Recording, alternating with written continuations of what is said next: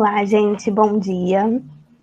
É um prazer estar aqui nessa manhã de sábado para a gente partilhar um pouquinho sobre o conhecimento de prestação de contas no âmbito do CAI. Eu queria dar bom dia a todos, agradecer a presença de todos e principalmente da Raquel, que é a nossa palestrante de hoje. Então, obrigada, Raquel, desde já por você ter topado estar aqui com a gente, por você ter topado participar desse encontro. A Raquel é advogada, ela atua com direito há 17 anos, com escritório em Teresópolis, e é membro do CAI de Teresópolis, e ela é uma pessoa que tem muito amor pelo que ela faz, é uma pessoa muito especial, e que ela vem passar aqui para a gente o conhecimento que ela tem, que para nós é muito importante. Então, Raquel, muito obrigada por você estar aqui, muito obrigada por você fazer parte desse momento especial para a gente, tá bom? Então, eu queria dar início a essa oficina e queria dizer também que essa oficina tem poucas pessoas, então, no final, se vocês quiserem abrir os microfones para tirar as dúvidas, então esse é o momento, ela vai trazer vários conhecimentos muito importantes. Então, se vocês quiserem participar com a gente, se vocês quiserem tirar as dúvidas, esse é o momento, porque a gente tem muito trabalho pela frente, né, Raquel? Então, esse é o momento que a gente tem para tirar todas as nossas dúvidas. Então, gratidão a todos, gratidão a Raquel, e está aberta a nossa oficina. Então, vamos lá. Eu já compartilhei com vocês, eu quero só que vocês confirmem se vocês estão visualizando o PowerPoint aí da prestação de contas no âmbito do CAI.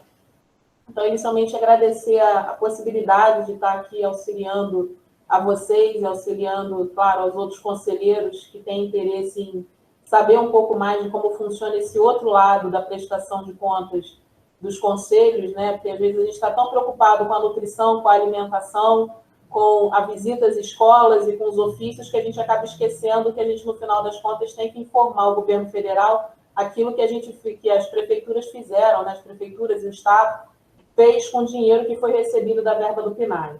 Então, vamos lá. Deixa eu passar aqui. Aqui tem a interação da nuvem de palavras, né, que o pessoal incluiu aqui para vocês colocarem. O link já deve estar disponível aí. Gente, acessem o link e digam para a gente o que vocês esperam dessa oficina, o que vocês querem aprender, o que vocês estão esperando, para a gente poder nortear, né, Raquel? Basicamente isso. O material que está aqui preparado para vocês hoje é um material que tenta auxiliar nesse entendimento, e depois que eu ler todo esse material e fizer as ponderações, eu vou abrir para vocês poderem tirar as dúvidas e questionamentos, naquilo que eu puder auxiliar, vou estar aqui para poder ajudar vocês. Não sei, a gente espera que um ou 2 minutinhos, Elaine, para o pessoal... Isso, 1 minuto tá bom. A Laura já consegue projetar, não já, Laura? Para a gente já começar a ver? Vou projetar aqui.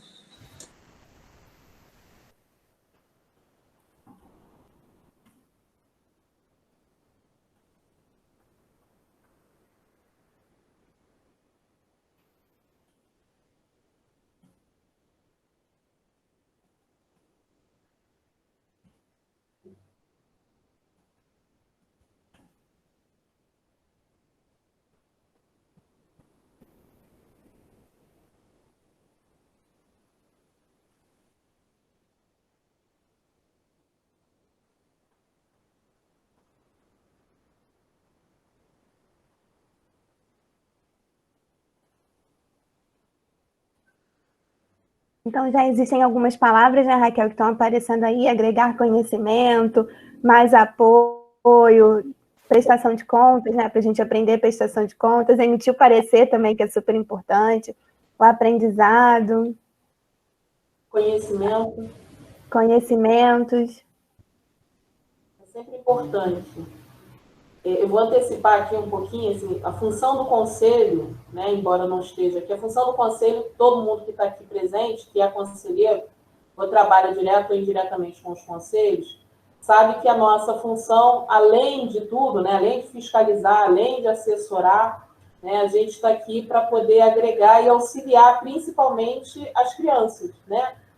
No meu caso, pelo menos, eu faço isso pelas crianças. Eu perco algumas horas da minha semana, às vezes do meu dia, para poder estar ajudando, porque eu sei que no final muitas crianças estão sendo beneficiadas com aquilo que eu faço. Para muitos conselheiros, assim como para mim, é uma função gratuita, a gente não recebe nada por isso, na verdade a gente tem mais gasto do que qualquer outra coisa, mas no fim das contas é gratificante saber que a gente está podendo alcançar alguma coisa. E poder partilhar com vocês esse pouco de conhecimento que eu tenho em relação a isso, em relação a essa vivência que eu tenho, é muito interessante poder estar agregando para vocês, para que vocês possam passar para as outras pessoas também, e assim a gente poder fazer uma corrente do bem para poder ajudar cada vez mais as crianças desse país que é tão grande e precisa tanto da nossa ajuda. É verdade, é verdade. Eu acho que não... Fala. Vamos começar? A gente vai esperar mais um pouco? Acho que não, vamos começar, porque eu acho que... Então, Raquel, boa apresentação. E as dúvidas, gente, não deixem de colocar aqui, que no final a gente vai fazer para ela. E como eu disse, se vocês puderem falar, abrir a câmera e o microfone, depois no final a gente agradece. Boa apresentação, Raquel. Vamos lá. Vamos começar aqui. Quando a gente fala de prestação de contas, a gente fala, mais do que qualquer outra coisa, sobre apresentar o resultado da atuação da entidade executora ao longo do período de 12 meses. Né? Fechar o balanço daquilo que foi feito durante esse período. E aí, quando a gente faz a prestação de contas, a gente tem que levar em conta uma série de situações. Né? Aqui estão alguns dos principais, mas não são apenas esses que a gente faz na hora da prestação de contas, mas principalmente esses. Então, alguns dos elementos que a gente vai observar aqui detalhadamente ao longo dessa informação de contas, né, diz respeito aos documentos da licitação e chamada pública, que todo conselheiro tem que acompanhar, os cardápios, né, a avaliação quando da entrega da prestação de contas ao FNDE, os contratos que foram firmados entre entidade executora e os fornecedores, ou agricultores, ou os prestadores de serviço, as notas de empenho, as notas ou documentos fiscais, a declaração de recebimento de gêneros alimentícios, né, que chama romaneio em alguns locais, o extrato bancário, que tem os repasses do FNDE, aplicação financeira, transferência bancária, conciliação bancária e os comprovantes de pagamento. Então, esses são alguns dos elementos principais que a gente tem que avaliar na hora de fechar contabilmente a prestação de contas. Né? Vamos lá, então. Os documentos da licitação ou da chamada pública. Quando a gente fala de licitação ou chamada pública, existe uma lei específica, que é 8666.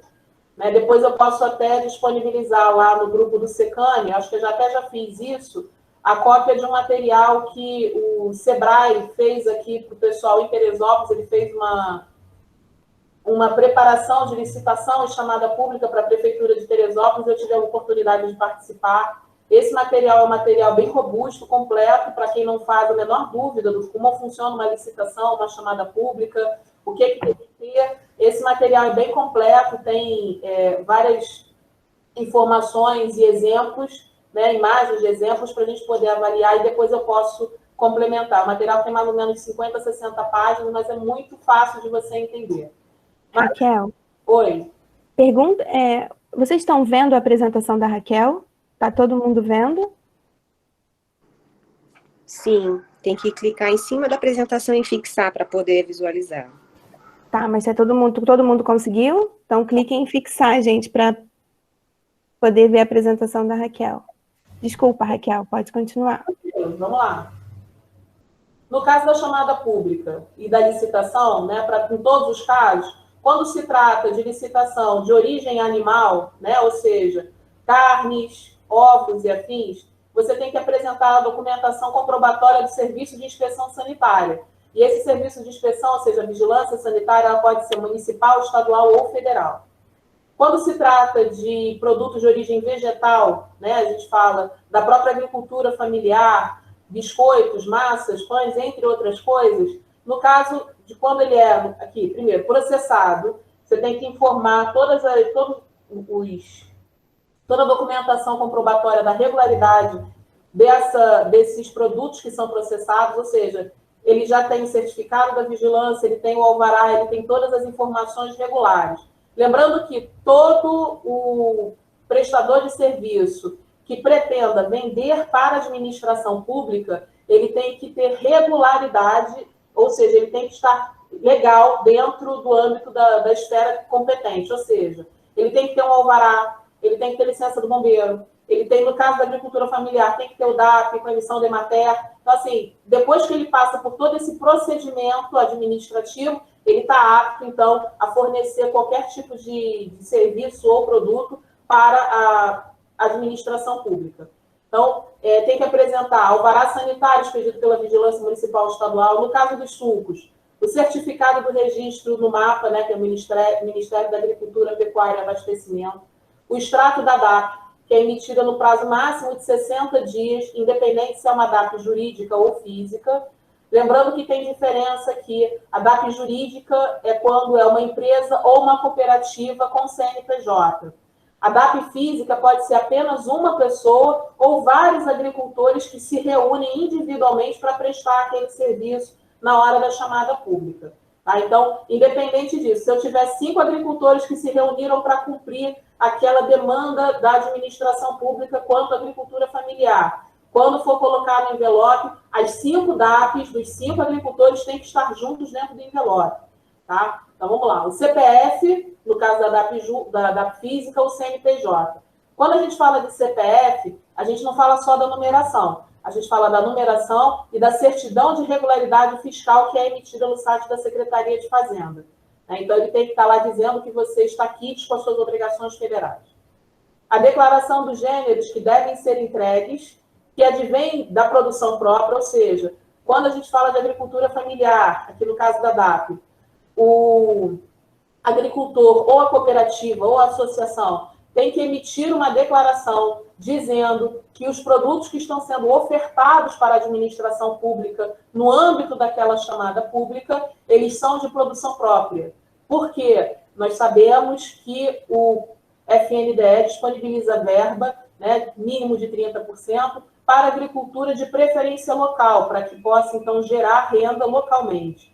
Então, quando ele faz essa declaração e ele, eventualmente, compra de uma terceira pessoa do município vizinho, ele está descumprindo uma norma federal e ele responde civil e criminalmente pela falsidade na declaração. A utilização de documento falso, ela é crime capitulado lá no Código Penal. Então, a gente tem que lembrar que algumas das denúncias que vêm para o Ministério Público Federal sobre essa questão de você estar fazendo uma declaração de que possui determinado produto e compra de terceiro, ela muitas das vezes chega para o CAI, pelo menos em Teresópolis chega, porque aqui é uma área rural, basicamente, chega para o CAI e o CAI tem que investigar se de fato essa produção é local ou não, sob pena desse agricultor, né, jurídico ou físico, estar respondendo por crime. Tá?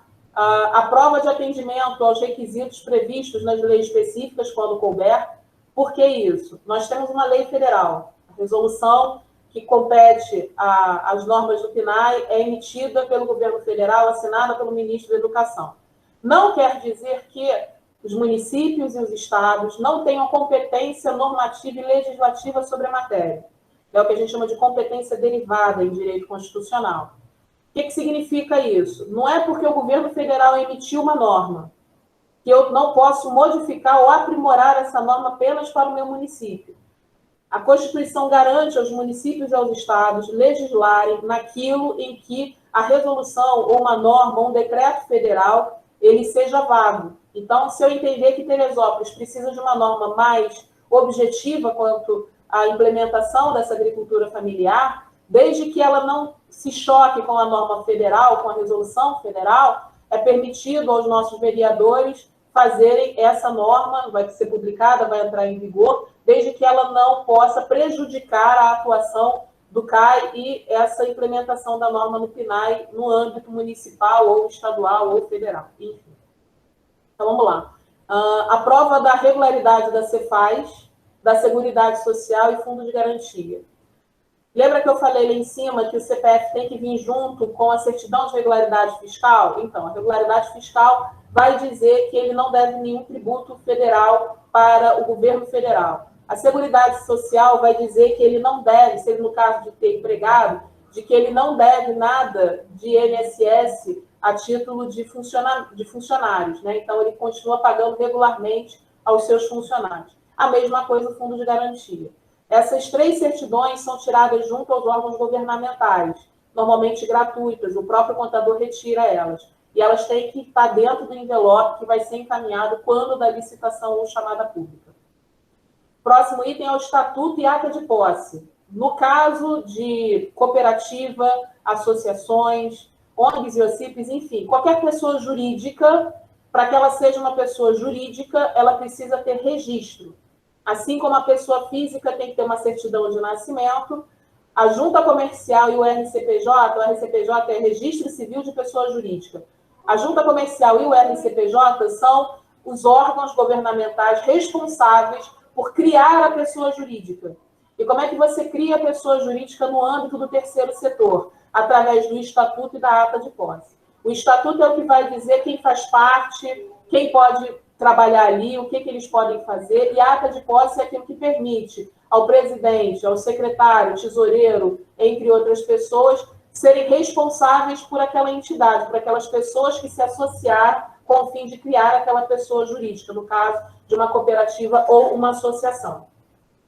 As certidões negativas trabalhistas, que é o que a gente chama de CNDT, que você tira no Tribunal Regional do Trabalho, né, também é gratuita, ela tem que estar lá dizendo que, independente de você ter as certidões anteriores dizendo que você está adimplente com o INSS, com o Fundo de Garantia e com a Secretaria de Fazenda, a certidão negativa trabalhista vai dizer que você não está sofrendo ou sofreu um processo trabalhista do qual você ainda não fez a quitação, ok?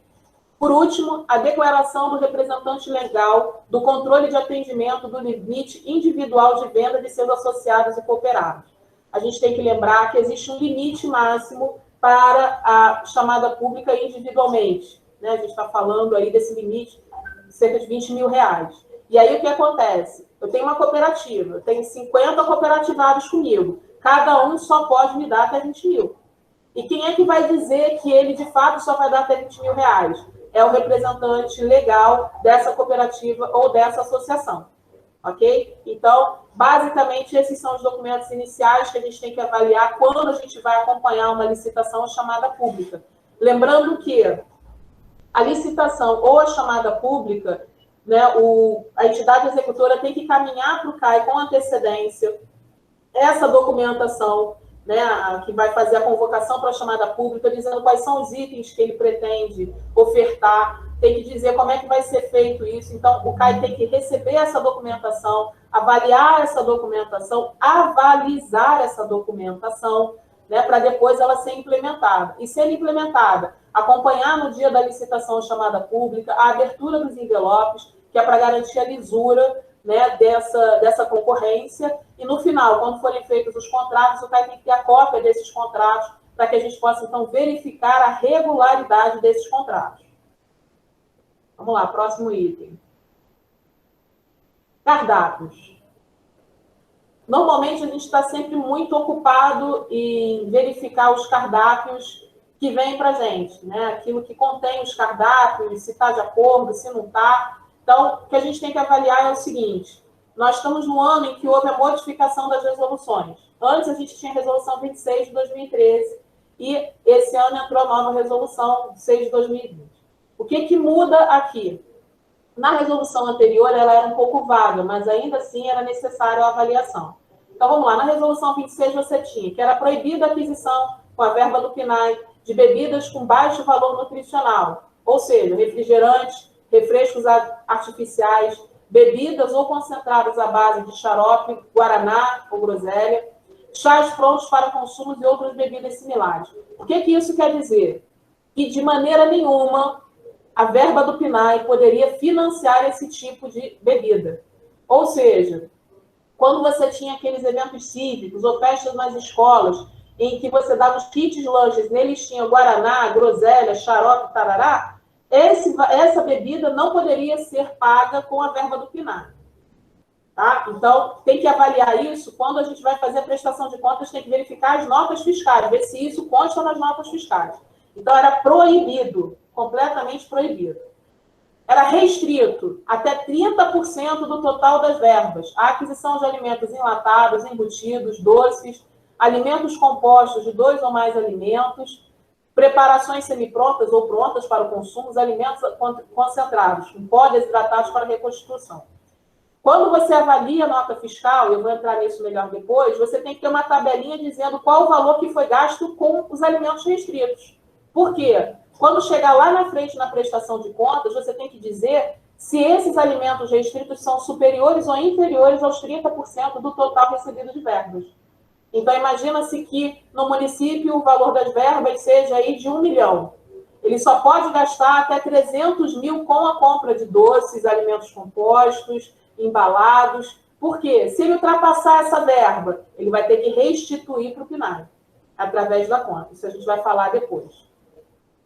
Vamos lá. No caso da resolução atual, é proibida a aquisição com a verba do PNAE de bebidas ultraprocessadas, como assim? Refrigerantes, refrescos artificiais, bebidas ou concentrados à base de xarope de guaraná ou groselha, chás prontos para consumo e outras bebidas similares, cereais com aditivos ou adoçados, balas e similares, confeitos, bombons, chocolate em barra e granulado, biscoito ou bolacha recheada, bolo com cobertura ou recheio, barra de cereal com aditivo ou adoçadas, gelados comestíveis, gelatinas, temperos com glutamato monossódico ou sais sódicos, maionese, alimentos em pó para reconstrução. O que significa isso? Lembra aquele biscoitinho que a gente comprava para as crianças? Não pode mais ser pago. Aquela barrinha de chocolate do Dia das Crianças, granulado que a gente bota por cima dos brigadeiros na hora da gente fazer aquela festinha ou fazer aquela comemoração interna da escola, também não pode. Guaranás, groselha, sucos, então a quantidade de alimentos que passaram a ser proibidos na nova resolução aumentaram consideravelmente. Ok? E aí vem a segunda parte. Os alimentos que são restritos, ou seja, você pode adquirir, mas tem um percentual. No caso dos alimentos in natura ou minimamente processados, o mínimo de 75%. Ou seja, se eu quiser usar toda a verba, 100% da verba, nos alimentos in natura ou minimamente processados, eu posso. Tá? Mas ele tem que ter um mínimo agora de 75%. Então, a gente já sabe que, no caso dos alimentos, quando chega uma verba de 1 milhão, eu tenho que 750 mil eu tenho que gastar com os alimentos minimamente processados. Os alimentos processados e ultraprocessados, ele só pode chegar a 20%, ou seja, o máximo. No caso de 1 milhão de verba anual, eu só posso gastar 200 mil com alimentos processados e ultraprocessados. E os ingredientes culinários processados, apenas 5%. Então, 50 mil, no caso de 1 milhão, eu vou poder utilizar para ingredientes culinários processados, até 200 mil de ultraprocessados e o restante com alimentos minimamente processados. Então, a quantidade de coisas que a gente pode comprar nesse momento, ela passou a ter uma divisão percentual que a gente, a partir da implementação dessa nova resolução, vai ter que observar. Ok? Recomenda-se que seja de no mínimo 50% o número de diferentes tipos de alimentos in natura ou minimamente processados adquiridos anualmente. O que significa dizer isso? Lembra dos 75%?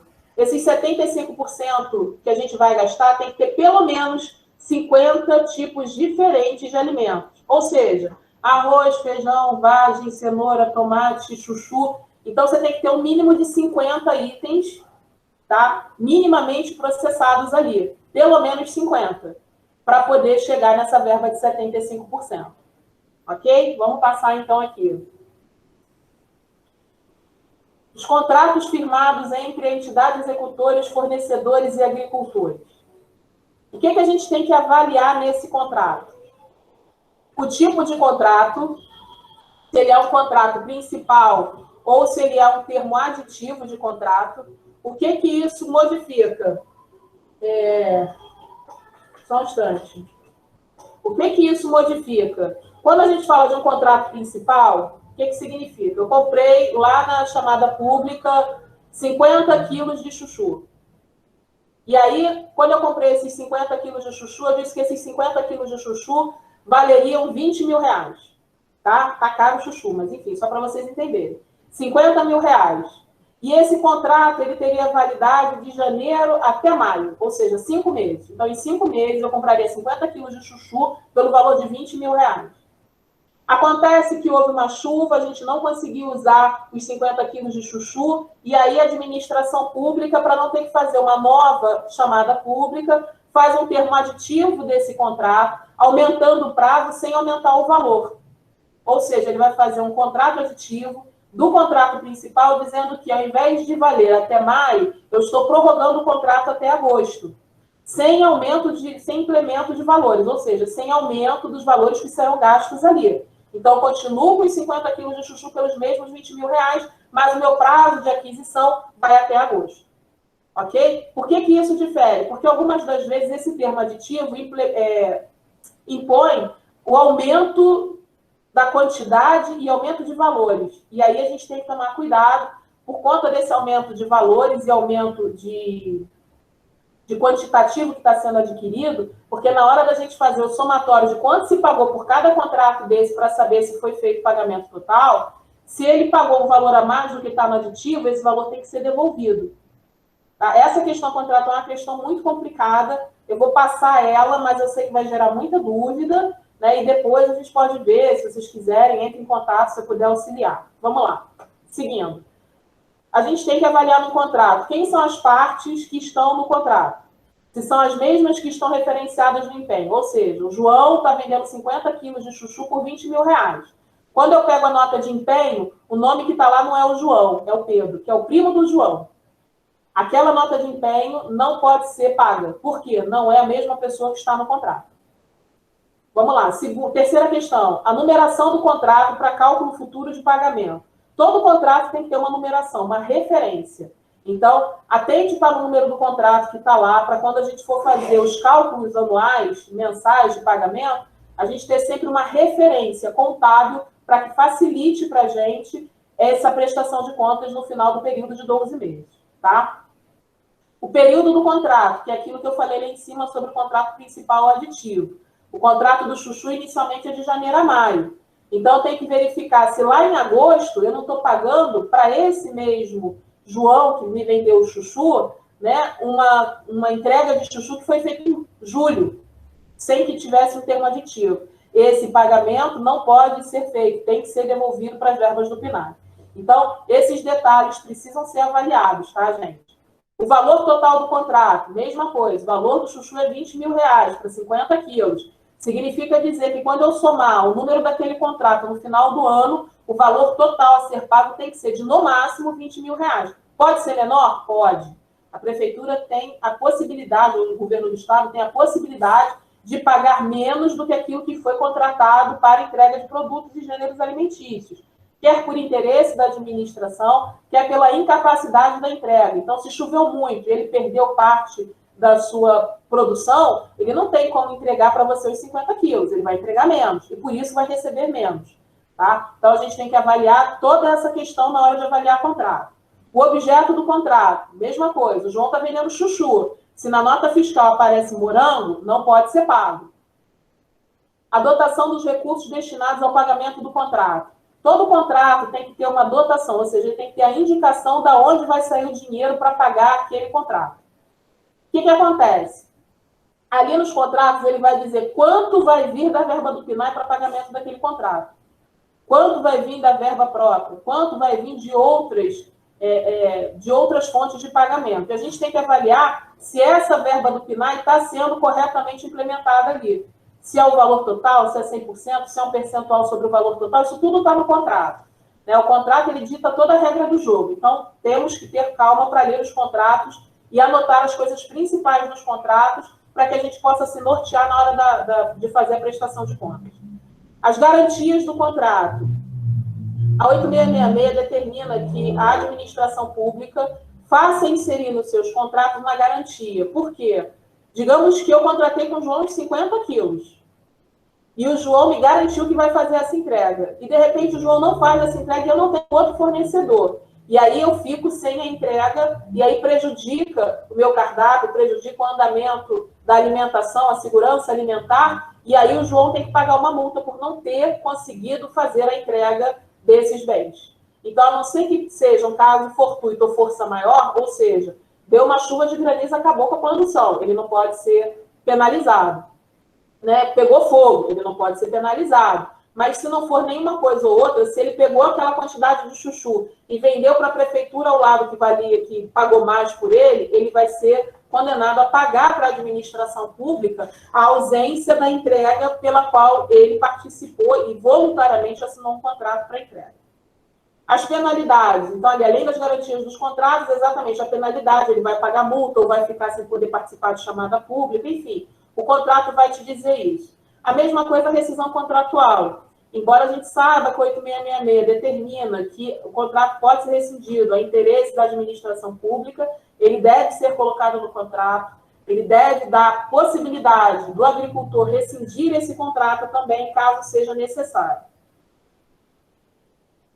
Se tiver outros valores para serem pagos, por exemplo, aqui em Teresópolis a gente tem uma taxa de expediente em encargos, que é de, acho que é 25,90, 26, agora não me lembro. Enfim, quando o produtor vai dar entrada nesse processo de pagamento, ele paga essa taxa de encargo para que ele possa receber lá na frente. E aí, o que a prefeitura fez para evitar que ele deixasse de receber? A prefeitura recebe essas notas, esses pedidos, e quando ele vai receber, a prefeitura bate esses R$25. Então, desde que esteja no contrato, é permitido que haja cobrança. Se não estiver no contrato, a cobrança é ilegal, ok? E o foro?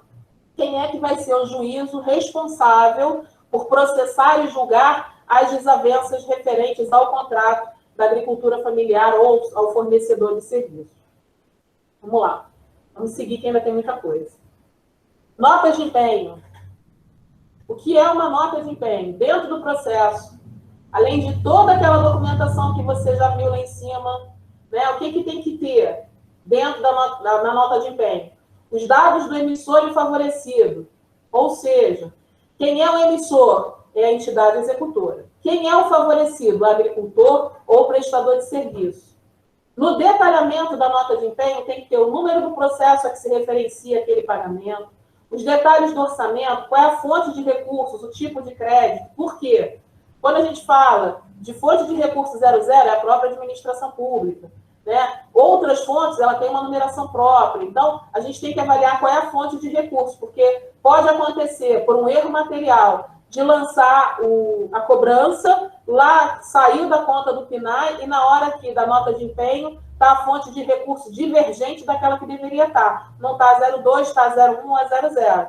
E vai acabar acontecendo na hora do fechamento do balanço um erro no fechamento e também o CAI vai acabar não conseguindo fechar corretamente porque existe um erro material. Nesses casos, a gente tem que notificar a entidade executora, que vai fazer a alteração da nota de empenho para poder corrigir o erro material e aí fazer a anexação correta. Às vezes, por um pequeno erro, a gente acaba tendo um problema muito sério. Então, a gente tem que lembrar que o CAI tem que estar atento aos mínimos detalhes na hora do gasto do dinheiro governamental. Qualquer erro pode gerar um transtorno muito grande. Qual é a área de atuação ou o elemento que está sendo ali implementado? Aqui, no caso do CAI, é a alimentação escolar. O número da nota fiscal que está sendo pago. Então, quando o agricultor entrega a nota fiscal, ela tem uma numeração. 2005, 001, 002, e na nota de empenho tem que ter o número dessa nota fiscal paga, para evitar o pagamento em duplicidade, ok? O valor que está sendo pago, o tipo da fonte de pagamento, as notas de liquidação, você tem que verificar qual é a fonte pagadora. Na verdade, esses são dados contábeis, que normalmente a gente não conhece, não consegue identificar, mas a gente tem que ter um pouquinho de paciência e entender que, na dúvida, tem sempre o contador da entidade executora para explicar essa nota de empenho, tem sempre alguém que possa estar auxiliando, a internet está aí para isso, mas esses são alguns dos detalhes necessários que a gente tem que avaliar em todas as notas de empenho que fazem parte dos contratos. Vamos lá. Notas fiscais e documentos fiscais. Qual é a diferença de uma nota fiscal e um documento fiscal? Vamos lá. A nota fiscal é todo documento emitido no portal da Secretaria de Fazenda Estadual. A nota tem que constar discriminadamente todos os produtos, quantidades e valores que estão sendo cobrados. Os valores que correspondem a cada contrato. A gente tem que lembrar, além disso daqui, tem que ter o nome do emissor, CNPJ, tem que ter a chave de criptografia para ela ter validade. Né? Tem o valor dos impostos que estão sendo pagos e recolhidos, mas principalmente para vocês entenderem a diferença, uma nota fiscal do documento fiscal. Quem emite o documento fiscal? O agricultor, pessoa física, que não pode emitir uma nota fiscal, porque ele não tem a documentação jurídica necessária para poder emitir a nota fiscal. Então, ele vai emitir um documento fiscal. Esse documento fiscal ele vem através de um talonário, numerado sequencialmente, tá? Registrado direitinho. Na nota, a mesma coisa, tem que constar discriminadamente os produtos, quantidades e valores, e verificar se os valores e quantidades vão corresponder ao contrato para o qual ele foi anexado. Tá? Então, essa é a principal diferenciação. Como a gente está falando de chamada pública, a gente está falando de pessoa física, nem toda pessoa física pode emitir nota fiscal. As pessoas físicas que emitem notas fiscais são as MEIs, que são os microempresários individuais. E não necessariamente o agricultor pode ter uma MEI, ou ele não quer abrir uma MEI. E no caso dele não ter, ou não poder, ou não querer, ele tem a possibilidade da emissão de um documento fiscal que é válido para fins de prestação de contas. Declaração de recebimento de gêneros alimentícios, romaneira, enfim, o nome que vocês quiserem fornecer. A declaração ela é necessária no momento da entrega à entidade executora desses alimentos. Quer seja na escola, quer seja no galpão, quer seja direto na Secretaria de Educação, quer seja em outro local que tenha sido designado para entrega. Essa emissão da declaração de recebimentos ela é necessária, inclusive no processo de pagamento. Então, na hora que você vai requerer o pagamento, você tem que entregar essa declaração dizendo que aqueles 200 chuchus foram entregues, senão você não vai receber por eles. Então, vamos lá. A emissão ela está restrita aos alimentos que foram comprovadamente entregues e foram conferidos pela entidade executora. Então, no caso da escola, o diretor, o coordenador ou a pessoa designada por ele vai assinar essa declaração de recebimento, vai carimbar, vai assinar e vai dizer que, de fato, recebeu aquilo. Tem que constar o nome e a assinatura do agricultor ou da empresa ou do licitante. Tem que constar o nome do funcionário público responsável pelo recebimento e o carimbo, tá, gente? Tem que constar a data em que foi entregue na escola. Então, tem que ter lá a data do recebimento desse material, dessa alimentação. Ele deve verificar se a declaração diz respeito ao contrato que foi emitido e se os gêneros são os mesmos constantes na nota fiscal ou no documento fiscal previstos no contrato. Então, peguei a declaração de recebimento. Vou lá pegar o contrato. Ah, perfeito. O contrato diz realmente que ele tinha que me dar 200 chuchus. E ele me deu só 50. Ok, entendi. É a mesma pessoa? É, perfeito. A nota fiscal é da mesma pessoa, é do mesmo contrato? É, ok. Então, perfeito. Essa documentação está ok, a gente pode seguir a partir daí. Informações bancárias nos repasses do FNDE, da aplicação financeira e da transferência bancária. As informações bancárias são importantíssimas, porque nelas a gente vai verificar se os pagamentos, os repasses do FNDE estão sendo feitos de forma correta. É importante, imprescindível e determinante que os valores sejam depositados numa conta com aplicação financeira. Ele não pode ficar parado. O dinheiro do governo federal não pode ficar parado na conta. Ele tem que ser utilizado e o que não é utilizado é transferido para a aplicação que gera renda para complementar aqueles valores que se somaram e que não foram utilizados no mês subsequente. Então, o extrato bancário da conta da aplicação, ele tem que ser o descritivo completo, incluindo o resumo mensal. O descritivo é aquele extrato bonitinho que diz lá o que entrou, o que saiu, e o resumo mensal vai dizer quanto rendeu a aplicação, quais são os juros, qual é o período, tudo isso é importante a gente verificar, ok? O demonstrativo de repasses anuais do FNDE mês a mês com os valores individualizados por segmento. Então, isso a gente consegue visualizar, desculpa, no próprio extrato. Entretanto, é possível que a entidade executora encaminhe para a gente também um balancetezinho mensal dizendo quanto se recebeu em cada um daqueles meses. E a gente tem que verificar se esses valores de fato estão sendo recebidos, tá? Para poder a gente não ter problema, ok? A conciliação bancária. O que é a conciliação bancária? A conciliação bancária é um documento contábil que permite a gente entender o que saiu da conta, para onde foi esse valor, né? Eles enxugam mais ou menos aquelas informações para que a gente possa entender como é que funciona os valores que saíram, para onde foram repassados, se foi para alimentos, se foi para mobiliário, para onde foi, o que foi. Eles fazem uma síntese daquilo que está no extrato e daquilo que veio, de fato, para a entidade executora. E o balancete financeiro, né? Que vai dizer ali o que tem para o mês seguinte, o que sobrou do mês anterior, no que se gastou, enfim. Então, tudo isso daí vem dentro do processo e a gente tem que avaliar, tá? E a conciliação bancária, o balancete, é necessário que a gente veja e confirme se eles correspondem àquilo que está lá no extrato bancário da aplicação. Comprovante de pagamento.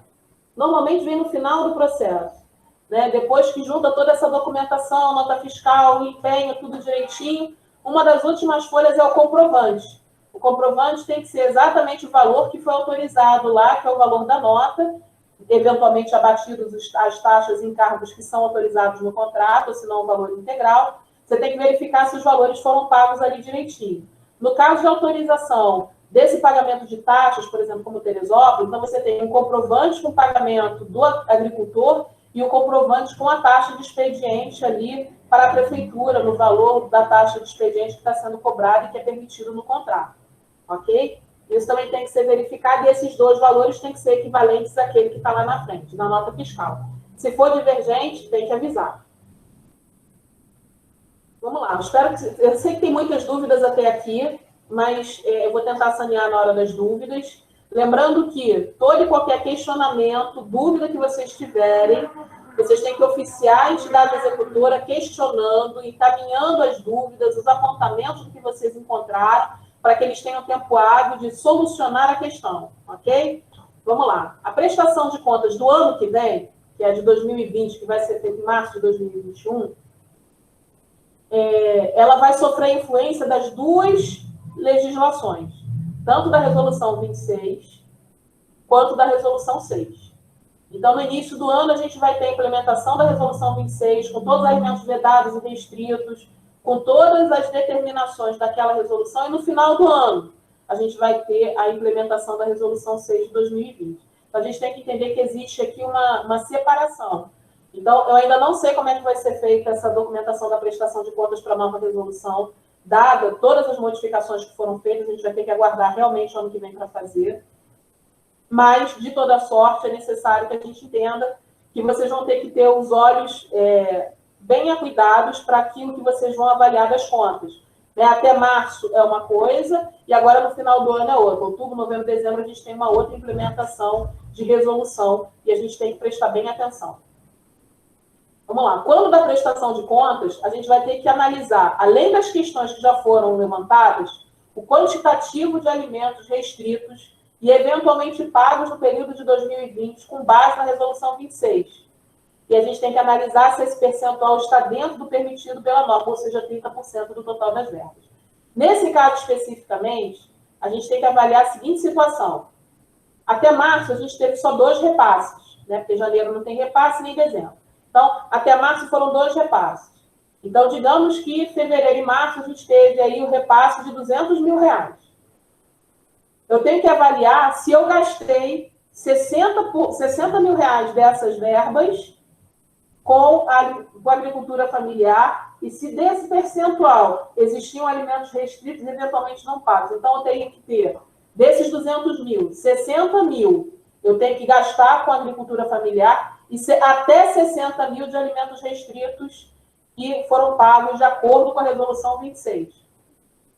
Cheguei nesses valores, ok, ultrapassei esses valores, no caso dos alimentos restritos, esse valor a mais tem que ser devolvido.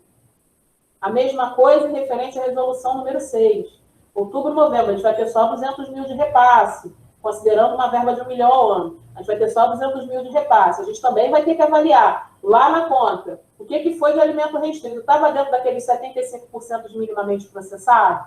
Tinha os 20% de processados? 5% de ultraprocessados? A gente vai ter que verificar esse quantitativo dentro do valor que foi repassado naquele período. Lembrando que, durante o período de pandemia, eu não estou falando das resoluções da pandemia. Tá? Eu estou falando só do início e do final do ano. A pandemia tem normativa própria, né, e a gente vai ter que avaliar porque houve uma modificação total em razão da segurança alimentar, que vai ser motivo para uma outra reunião, senão vai tumultuar muito a questão, ok?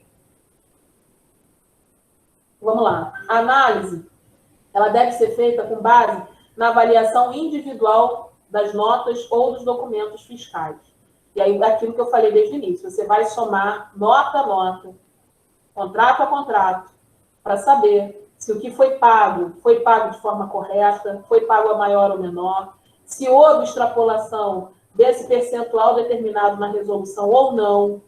Se houve, tem que haver devolução. Se não houve, ok, está tudo correto. E no final do ano a gente tem que verificar os contratos que foram implementados, os que não foram, havendo dúvida do porquê que aquele contrato não foi pago, questionar se a entidade executora do porquê que ele não foi executado totalmente, se essa informação já não vier de forma prévia, tá? Então, tudo isso tem que ser avaliado na hora da prestação de contas. Aqui eu fiz o comparativo da resolução 26 e da resolução 6. Tá? Basicamente é o que tem lá em cima, mas aqui é nos termos da própria resolução. Né? Então, vamos lá. Eu vou ler novamente, só para lembrar a vocês aquilo que a gente acabou de falar. Então, no artigo da resolução 26 de 2013, artigo 22,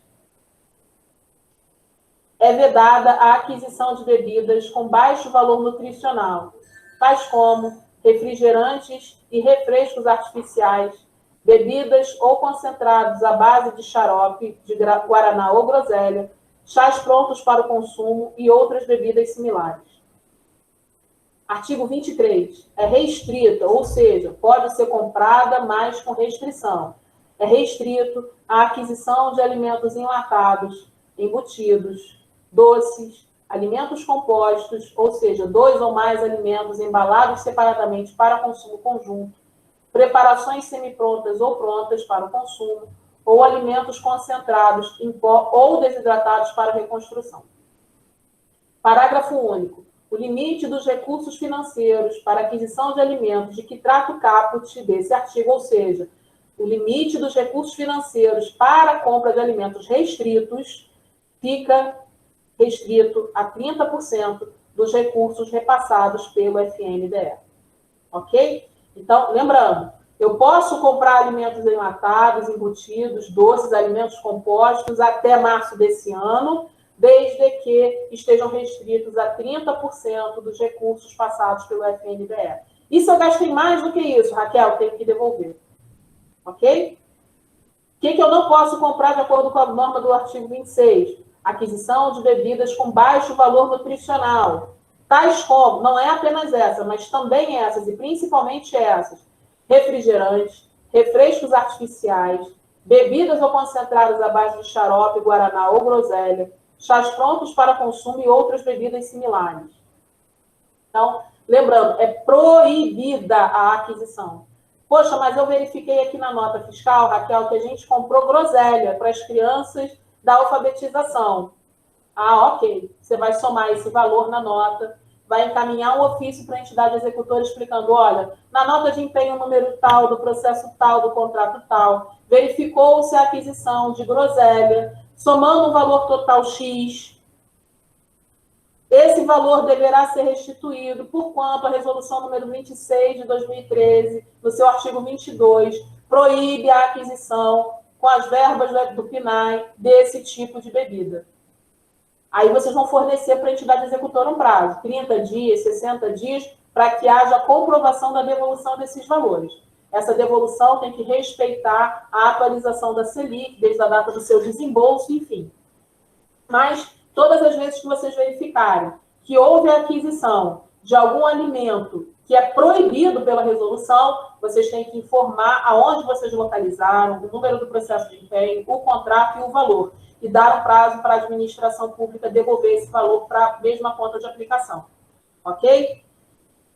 Vamos lá. No caso da prefeitura ou do governo, do estado, não devolveu, reitera-se ofício. Raquel continuou sem cumprir, reitera-se ofício.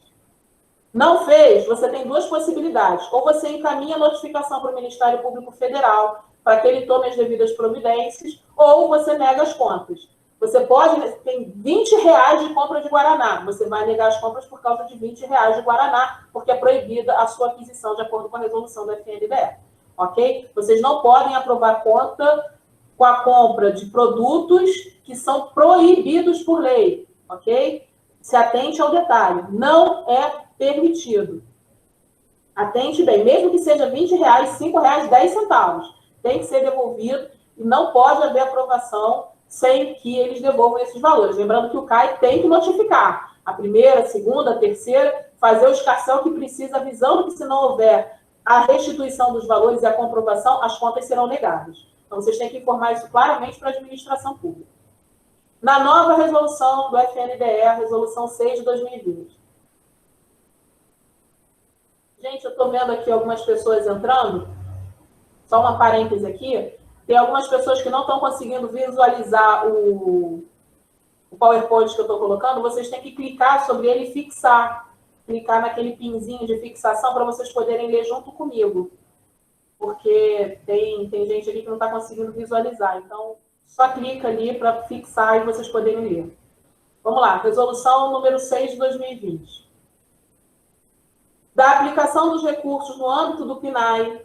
Então, aqui, na resolução número 6, você vai ver que ele inverteu. Primeiro, ele coloca aquilo que é permitido, ainda que com restrição, e depois ele coloca aquilo que é proibido. Então, vamos lá. O que é permitido? Da aplicação dos recursos do PNAE, mínimo de 75% dos recursos devem ser destinados à aquisição de alimentos in natura ou minimamente processados. Mínimo significa dizer que eu posso usar 100% da verba, mas não posso usar 74%. Eu tenho que usar 75%. Tá?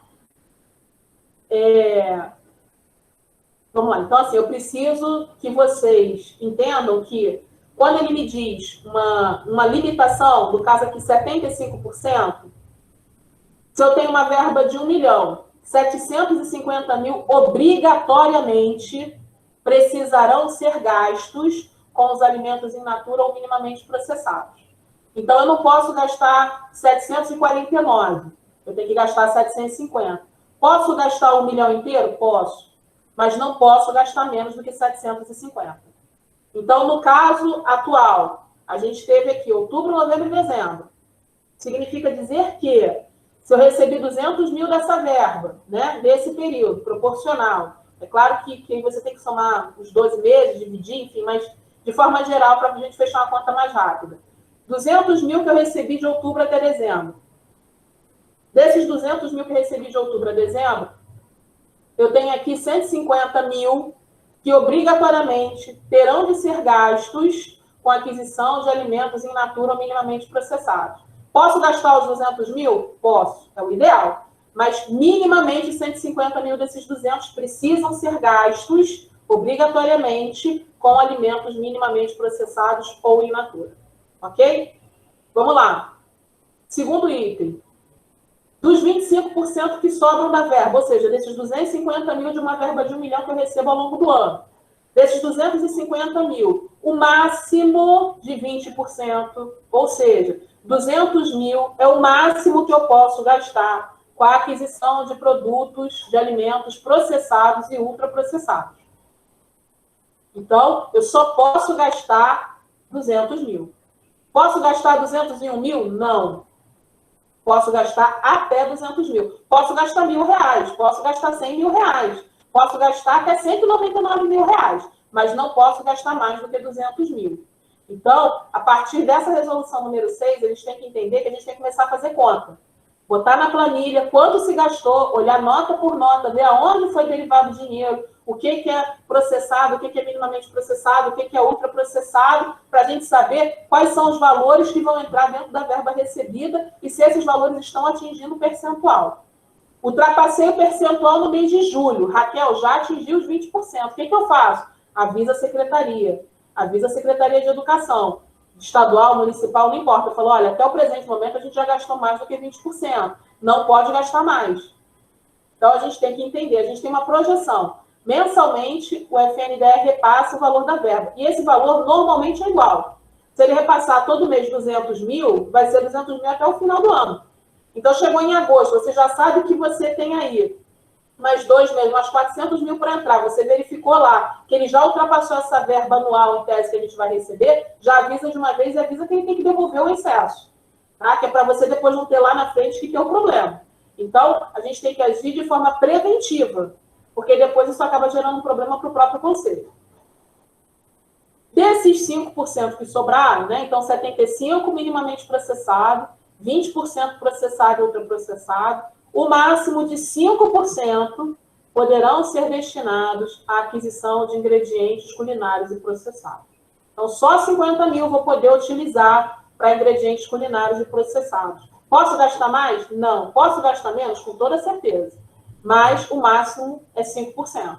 Então, a gente tem que ter na planilhazinha, bonitinha, essas informações. Quanto se gastou, o que é o que vai em qual lugar. Em caráter complementar, recomenda-se que seja de no mínimo 50 o número de diferentes tipos de alimentos in natura ou minimamente processados, adquiridos anualmente pelos municípios. Então, aquilo que a gente falou antes, lá em cima, né? Não sei se vocês lembram, quem entrou agora, não sei se ouviu, desses alimentos minimamente processados in natura, eu preciso ter 50 diferentes tipos de alimentos. Ou seja, banana, batata, arroz, cenouras, feijão, cebola, e aí vai. Eu tenho que ter pelo menos 50. Então, a gente vai ter que contar? A gente vai ter que contar. Quais são os alimentos que foram objeto de chamada pública e compra através da administração pública, e eles têm que somar mais do que 50 ou mais essa quantidade. E se for menos? Bom, se for menos, possivelmente, e aí é possivelmente porque eu não sei como vai ser a prestação de contas no ano que vem, deve ser objeto de questionamento da prestação de contas, e se o for, a gente tem que informar.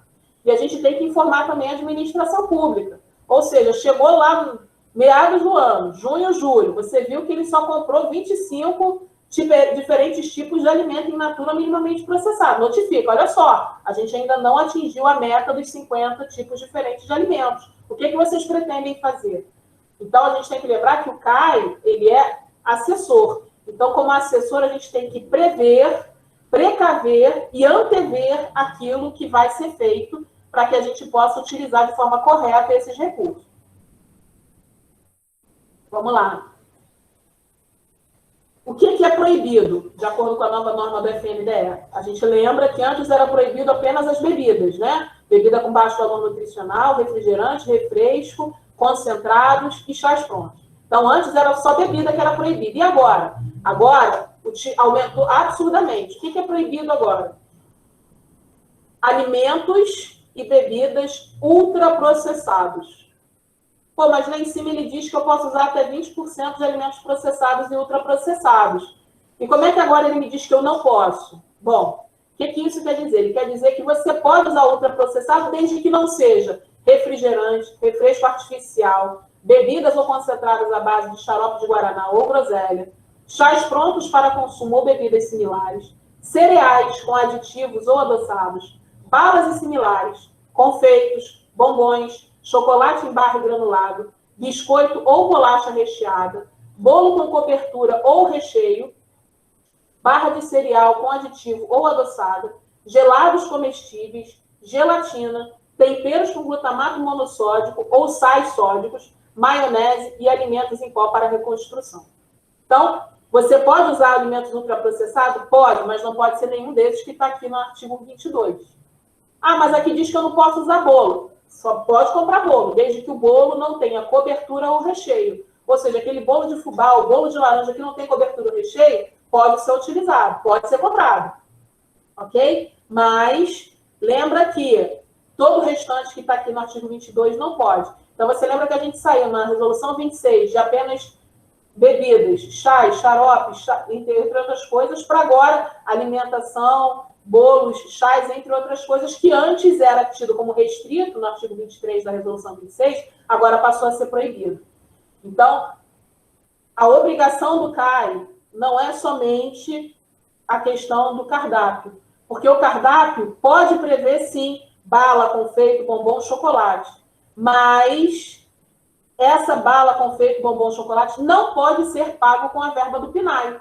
Então, se a escola ou a SME quiser utilizar guaraná no evento cívico, ela pode? Pode. Todo o corpo de nutrição vai lá, vai dizer que aquilo vai fazer uma complementação. Mas na hora de olhar a nota fiscal da verba do PNAE, esse guaraná não pode estar sendo cobrado. Então, a gente tem que entender que esses alimentos que são proibidos aqui, eles podem ser entregues à criança desde que dentro de um quadro nutricional, mas eles não podem ser pagos com a verba do PNAE. Então, são duas avaliações. Uma é a avaliação do cardápio e a outra é a avaliação do pagamento desses valores com a verba do PNAE. Tá? A gente tem que dissociar os dois. Tá? Uma coisa é a avaliação de cardápio, outra coisa são os valores gastos com dinheiro governamental. Vamos lá. Resumo. Estamos chegando no final para abrir as perguntas para vocês. Uma análise completa da prestação de contas, ela tem que verificar e cruzar as informações de cada empenho e processo de pagamento. Processo de pagamento, lembrando, tem contrato, nota fiscal, comprovante, documentação. Então, a gente tem que verificar item a item. É trabalhoso, é cansativo, mas tem que ser feito. Porque senão a gente acaba pagando para o Paulo ao invés do João e a gente não verifica. E lá na frente, quando o TCE ou o TCU ou o Ministério Público Federal vem visitar o Conselho, pede as contas e verifica que houve um erro, e o CAI deixou esse erro passar sem notificar a entidade executora, sem pedir a devida alteração, o CAI vai responder. Tá? A gente vai falar disso já, mas vocês têm que levar em consideração que a gente precisa avaliar item a item. É trabalhoso, é cansativo, mas é necessário e obrigatório. No caso de ausência ou divergência de documentos ou comprovantes, impõe-se a notificação à entidade executora para a correção. Aquilo que eu falei lá atrás. Eu vi que o empenho está errado, eu vi que a nota fiscal está divergente. Eu informo a entidade executora. Olha, verificamos que no contrato tal, do processo tal, do empenho tal, há divergência na nota fiscal, ou na nota de empenho, ou no contrato, ou no comprovante, necessário que seja feita a devida correção.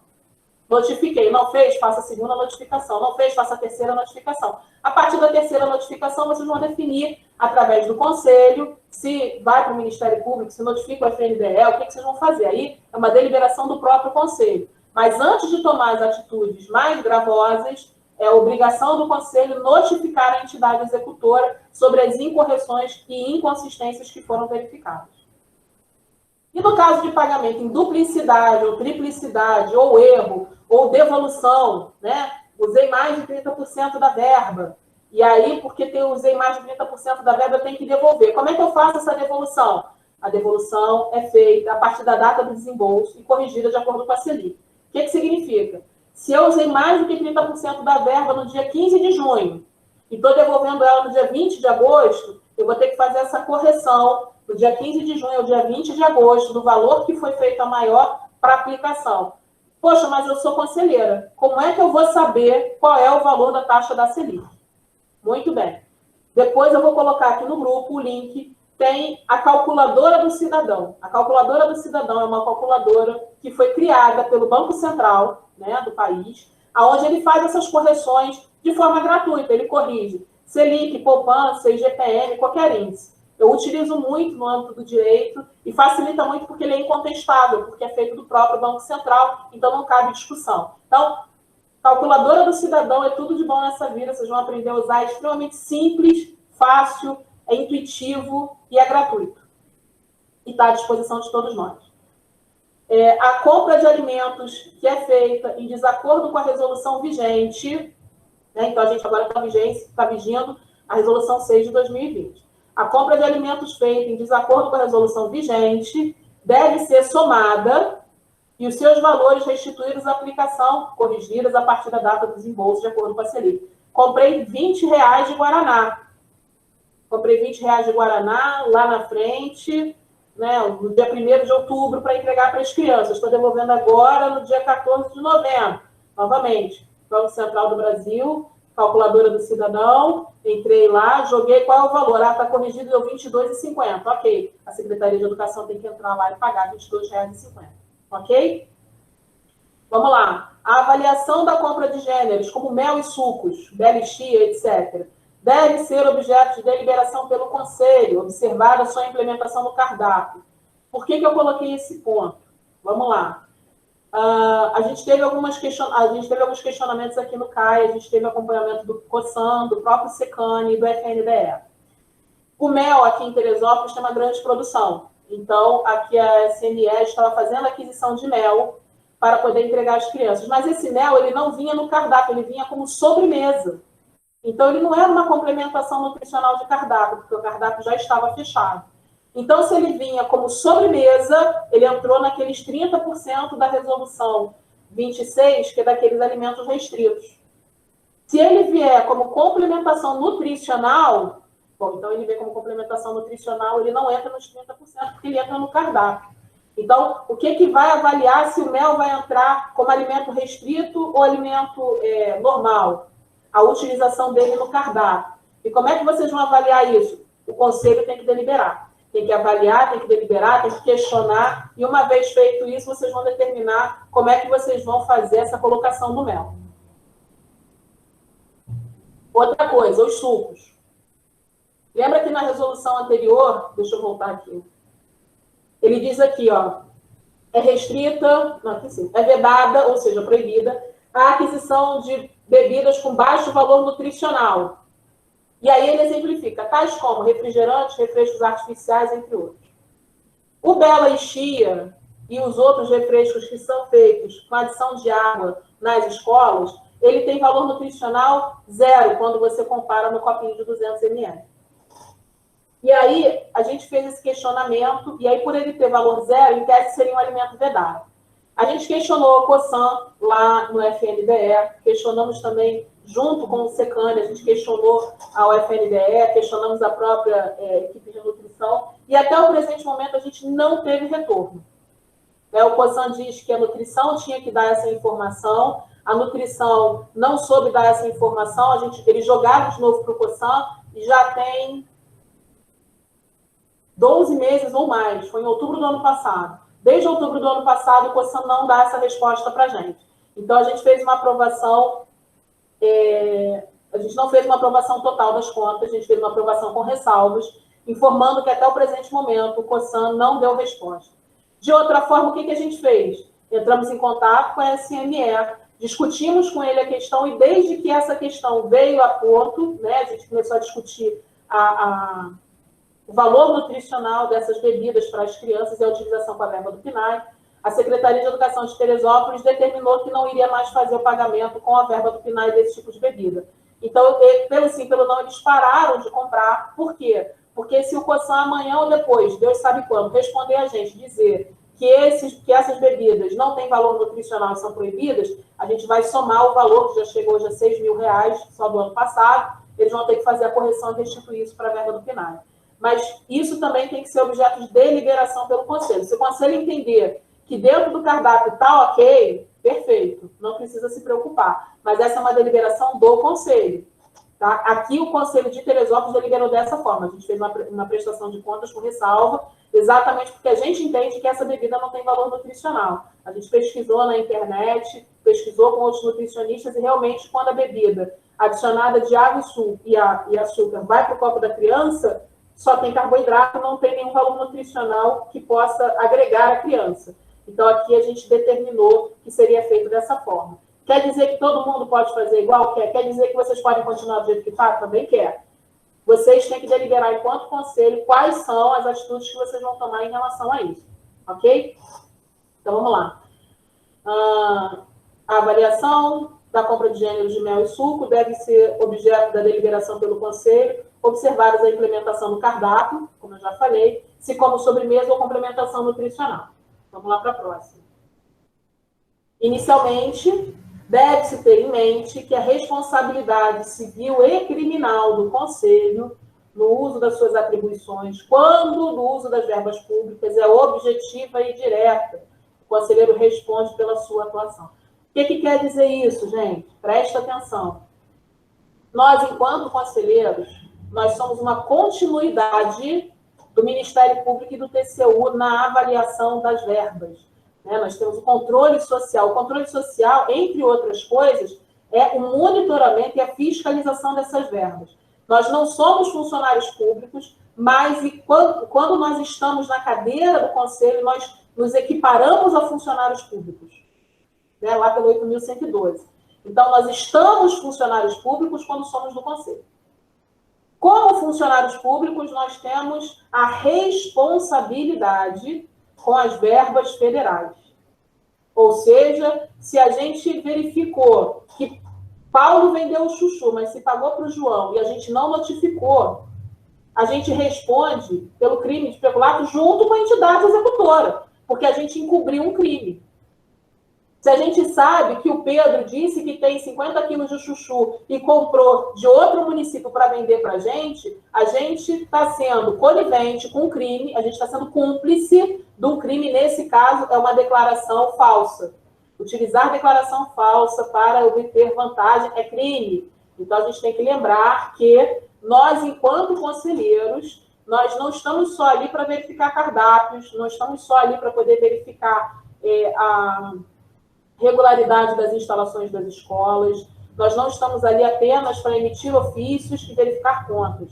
Nós estamos ali para avaliar a responsabilidade civil e criminal dos erros que são cometidos pela entidade executora. Quando o Ministério Público, eu não sei quais conselhos já passaram por isso, mas aqui em Teresópolis já passou algumas vezes. Quando o Ministério Público e o TCU vêm para poder visualizar e verificar o que o Conselho faz, ele vem, fiscaliza e verifica quem foram os conselheiros responsáveis. E no caso das reuniões do Conselho, todos eles são responsabilizados pela sua atuação. Nós somos responsáveis por cada real, cada centavo de real que cai na conta para ser utilizado em prol das crianças. Então, eu faço por amor, eu sei de toda a responsabilidade que tem, eu faço por amor e carinho às crianças, que sei que são beneficiadas com a minha atuação, mas a gente não pode deixar de participar. O conselheiro, ele tem responsabilidades. É que nem a pessoa que deixa de votar porque não quer votar em ninguém. Ele é sujeito a todas as decisões que são tomadas com a sua participação ou não. Está lá no artigo 3º do Código Penal. Quem por ação ou omissão concorre ao crime, concorre à pena. Então, se eu, como conselheiro, deixei de ir para as reuniões, deixei de fazer a minha atuação, e quem estava lá não viu, foi omisso, eu, por não ter participado da reunião, respondo junto, porque eu tinha obrigação de participar. Tá? Então, é um ponto importante, eu costumo lembrar aos conselheiros que vêm questionar para mim, porque realmente a gente tem que lembrar que nós, independente de termos o controle social, nós somos responsáveis por toda a verba que cai, porque essa verba tem que ser destinada às crianças de forma correta. Não é à toa que existe diferenciação do que é possível e do que não é possível com a compra de alimentos para essas crianças. Existe todo um estudo por trás, existe todo um desenvolvimento por trás para dizer que a criança não pode tomar guaraná, não pode tomar groselha, não deve consumir isso ou aquilo. Tudo isso visa o desenvolvimento educacional. E nós, enquanto conselheiros, pais ou não, nós temos obrigação moral de fazer a nossa atuação de forma correta. Ok? Vamos lá, vamos passar, depois do meu desabafo, vamos passar. A análise das contas tem que ser objeto de deliberação e participação de todos os conselheiros. Ele tem um quórum específico, quer dizer que eu preciso de 2/3 dos conselheiros titulares para que essas contas sejam aprovadas, negadas ou aprovadas com ressalva. Então, das 7 cadeiras, eu preciso necessariamente ter pelo menos 4 a 5 conselheiros para votar a favor. Ok? Então, 5 conselheiros, desculpa, para votar a favor. Perfeito? Vamos lá. A entrega dos empenhos, processos de pagamento, deve ser feita mensalmente. Tem alguns conselheiros que entram em contato comigo perguntando qual a regularidade da entrega mensal, gente. O volume de trabalho que a gente tem para poder fazer a apuração das contas é absurdo. Tem prefeituras que entregam o material faltando 2 meses para prestação de contas. Não dá tempo do CAI se organizar para poder visualizar o que tem de inconsistência, o que tem de erro. Não dá tempo da prefeitura ou do governo do estado reparar os erros que foram apontados pelo CAI. Não dá tempo de corrigir as divergências e aí só nos resta negar as contas. Então, vocês têm que... mas a prefeitura não entrega. Notifica, manda ofício. Olha, a resolução modificou, a gente precisa fazer a avaliação cuidadosa da prestação de contas. Se não houver a entrega mensal ou bimestral, enfim, da forma como vocês deliberarem que é possível ser feito, dessa documentação, o CAI não se responsabiliza por eventual negativa de contas. Vocês têm que deixar eles cientes. Manda o ofício, reitera o ofício, e mais uma vez e novamente, e se eventualmente a conta for negada, o problema não é de vocês, é da prefeitura. Eu estou falando sem voz. Os órgãos que auxiliam os conselhos, né? Nós trabalhamos para eles auxiliam, é uma via de mão dupla. A nossa atuação é o próprio FNDE, o Ministério Público Federal, o TCU só vem para confirmar as contas, mas é o MPF e o FNDE. O Ministério Público Federal é o que a gente chama de custos legis, ele é o fiscal da lei. É ele quem verifica se a atuação do CAI está dentro do parâmetro legal ou não. A gente não pode esquecer que não somos apenas nós que temos acesso ao Ministério Público. O Ministério Público tem uma página de denúncias anônimas.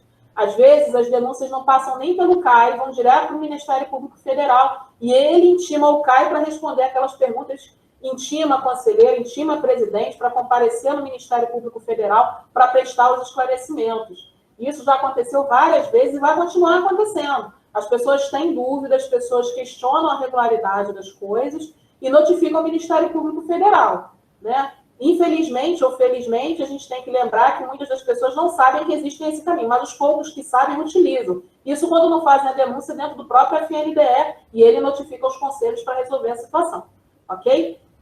O acionamento do Ministério Público Federal ocorre em casos graves de falta de cumprimento de normas vigentes e principalmente nos casos de reiterado descumprimento pela entidade executora, a quem deve-se inicialmente ser notificada de forma reiterada, ou seja, notifiquei a primeira, a segunda, a terceira, quando for o caso, para ela resolver, quando é um problema que depende dela. Quando o caso, para solucionar as questões. E a gente tem que dar para eles um prazo razoável. Ou seja, tive a reunião do conselho hoje, verifiquei que tem consistência na conta, mandei a notificação, dei o prazo de 15 dias, que é para no próximo reunião eu ter uma resposta. Ele recebeu no dia 20, minha reunião é no dia 15 do mês que vem. Chegou na reunião, não obtive resposta, junto à cópia do ofício, reitero novamente o ofício, do prazo de mais 15 dias, do prazo de 30 dias.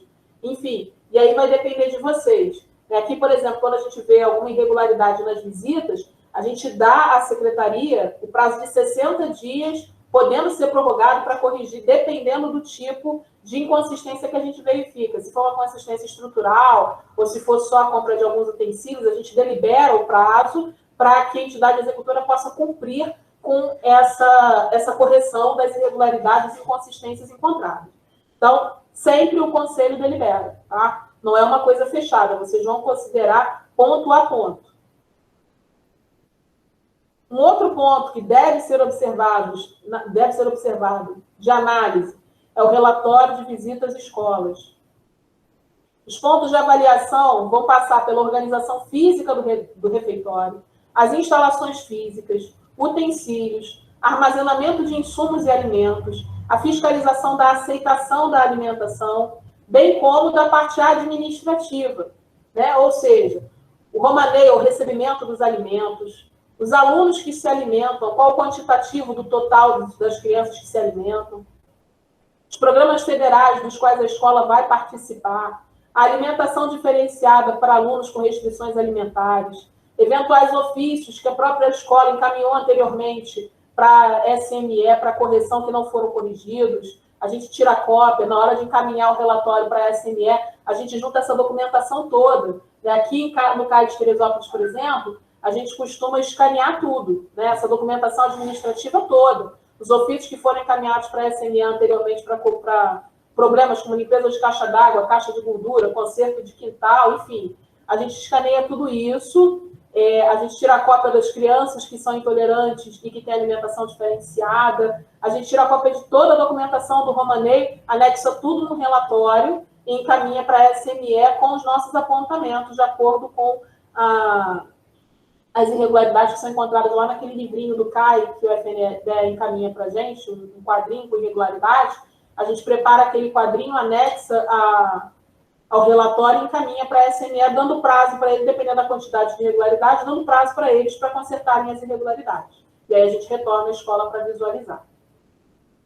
As questões de divergências podem ser encaminhadas ao próprio FNDE para a solução, ou, alternativamente, pode-se contar com apoio mais direto dos secanos, como foi o caso aqui de Teresópolis, no caso do mel, no caso da bebida, né, a gente entrou em contato com o Secane primeiro, e aí, como o Secane não conseguiu, a gente entrou em contato com a FNDE, que não adiantou nada. Quem acabou dando a solução para a gente, por falta da resposta do FNDE, foi o próprio Secane. A gente fez contato, a gente pediu até uma reunião com ele, específica, para a gente ver o que ia tomar de decisão, e aí a gente colocou lá na ata tudo direitinho.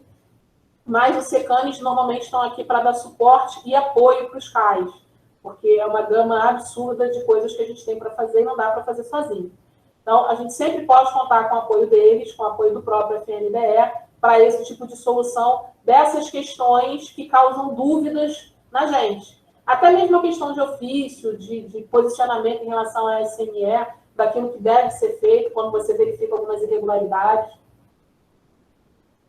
Enfim, tudo isso, a gente tem sempre o apoio do FNDE e do Secane. Bom, aqui termina a minha apresentação, me estendi quase 1h20 aqui com vocês. Tem o link disponível no chat para a nuvem de palavras, do que você tirou de aprendizado dessa oficina, para a gente poder começar a abrir para o bate-papo, tirar as dúvidas de vocês. Aqui atrás tem o meu e-mail, eu sou representante dos pais do CAI de Teresópolis, tem o meu e-mail de contato, qualquer coisa sintam-se à vontade para falar conosco. E lá no chat, entra lá e responde lá no nuvem de palavras. Meu e-mail é raquel@brasiladv.adv.br. Eu vou desfixar aqui e vou parar a apresentação. Já parou, né, pelo jeito aqui. Parar de compartilhar. Pronto. Raquel, muito obrigada. Cadê? Deixa eu ligar. Muito obrigada pela sua apresentação. Acho que foi muito esclarecedora, né? E muitas dúvidas surgiram depois da sua apresentação. Eu queria saber se as pessoas que fizeram as perguntas, se elas querem fazer a pergunta diretamente ou se eu posso fazer as perguntas. Kênia? Kênia quer falar? Enquanto é isso, a gente pode ir preenchendo qual foi o nosso grande aprendizado. Então, eu vou fazer aqui, Raquel. A Kênia quer saber se você tem ideia de quantos nutricionistas por criança no município. Em Teresópolis, nós temos 2 nutricionistas. E qual a legalidade desta quantidade? Você sabe se existe uma resolução para isso, alguma coisa, de quantos nutricionistas por criança? Essa questão não existe na resolução quantitativo mínimo ou máximo para nutricionistas. Mas quem poderia tirar essa dúvida mais avidadamente seria o próprio Secane, né? Como parte... acho que a Lê não está mais aqui, tá? Acho que a Lê... Mas eu vou perguntar para a Lê e eu já dou a resposta, então. Outra pergunta que a Kênia fez. Se o CAI teria a função de fiscalizar os gastos mensais ativamente com a merenda. Sim, é obrigação do CAI. Na merenda, que diz respeito à utilização da verba do PNAE. A utilização da verba própria não diz respeito ao CAI. Lembra que o CAI ele é um órgão fiscalizador de verbas federais. Então, se, por exemplo, no caso de Teresópolis, a gente tem um cartão alimentação. Esse cartão alimentação é utilizado na compra de produtos alimentícios junto aos mercados de forma independente pelos pais, no valor de R$ 62,00 por aluno. Então, o pai que tem 3 alunos na escola recebe R$ 180,00. Mas esse pagamento é feito com verba própria, R$ 1.400.000 que saem da verba própria da prefeitura. O CAI está fiscalizando o kit da agricultura familiar que vai ser entregue para as crianças. Esse daí tem participação ativa do CAI porque vai vir direto da verba. Entendi. Agora uma pergunta nossa aqui do CAI do Rio de Janeiro. Aqui a gente não tem licitação, então os processos de pagamento eles são individuais, né? Então cada escola faz os pagamentos e coloca diretamente no sistema. Como a gente pode fiscalizar isso? Todos os processos de pagamento têm que ser disponibilizados para o CAI, não importa se é individualizado por escola ou não. As escolas têm que encaminhar para vocês esses processos de pagamento.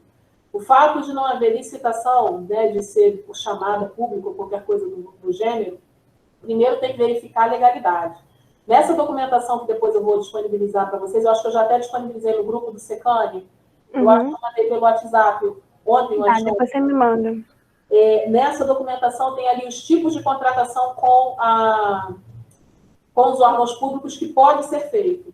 Então, você vai verificar se a escola A cumpriu os requisitos para aquela contratação, uma contratação válida, dentro do escopo da 8666. É permitido? É, ok. Então, agora vem o processo de pagamento. O contrato está ali, a nota está ali, está correto, é o mesmo procedimento que tem aqui normal. Você vai verificar item a item. Está tudo ok? Perfeito. Você vai lá, vai fechar aquele valor. Verificar se o contrato que foi feito, os valores estão corretos ou não. Tudo isso é obrigatório ser disponibilizado para o CAI. Porque o processo de pagamento é o mesmo, independente se é para a escola ou se é para a SME. Porque ele presta conta para o governo federal. E isso são requisitos mínimos que têm que ser entregues. Entendi, obrigada. A Ana, ela quer fazer a pergunta dela diretamente. Ana Maria de Freitas Barcelos. Ana, você está aí, Ana? Bom Pode dia. estar no mudo. Aí, Ana? Tô. Pode estar no mudo. Vocês estão me escutando? Tá baixinho, mas a gente está. Tá conseguindo me escutar? Sim. Bom dia para todos. Bom dia. A minha pergunta, eu queria saber o seguinte. Por exemplo, eu tenho a entidade executora, né? Ela tem de 2019 que vai vencer agora em 2020. Só que da agricultura familiar, só que a gente não conseguiu, a entidade agricultora não conseguiu comprar esses alimentos do agricultor e da licitação devido à pandemia. Mesmo distribuindo os kits, usar todo o recurso. Aí eu gostaria de saber como prorrogar esses contratos, usar esse recurso comprar esses alimentos em 2021 e mesmo assim comprar os alimentos da chamada pública que já foi feita e os contratos já foi fechado também para ser usado em 2021. Se isso é possível e como que ficaria a fiscalização? E outra pergunta que eu gostaria de saber também é sobre a resolução número 6, ela passa a vigir a partir de 1/1/2021. Só que os contratos que, se isso der certo, os contratos se a gente puder comprar desses contratos, tem alimentos que são restritos ou proibidos. Só que foi com recurso de antes da resolução número 6. Se eu posso fazer isso, já que o carimbo do recurso é do ano anterior à resolução. Se eu posso comprar esses alimentos restritos ou proibidos com a resolução vigente em 2021, mas os recursos é do ano anterior, entendeu? Entendi. Obrigada. Vamos lá por partes. Primeiro, a questão do seu contrato. Eu vou só pedir para você botar mute no seu áudio, senão ele vai ficar com ela.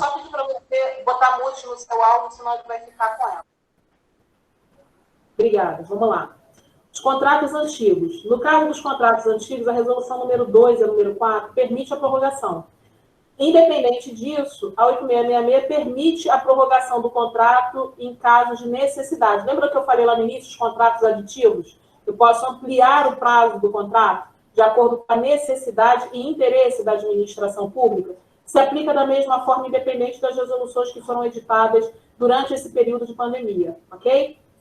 Então, vamos lá. Esse é o primeiro ponto.